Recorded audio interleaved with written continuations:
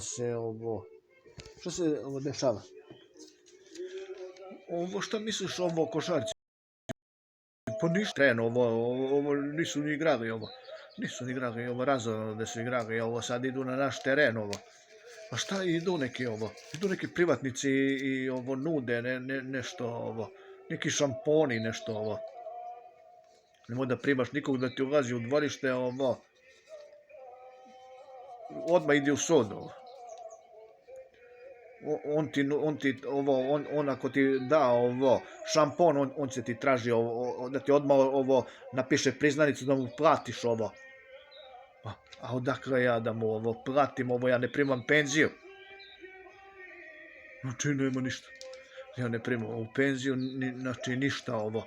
Znači taj ovo da se gubi, odmah mu kaže hvala ti ovo, idi tamo ovo, vozi dalje. Priznanicu. Šta da proda?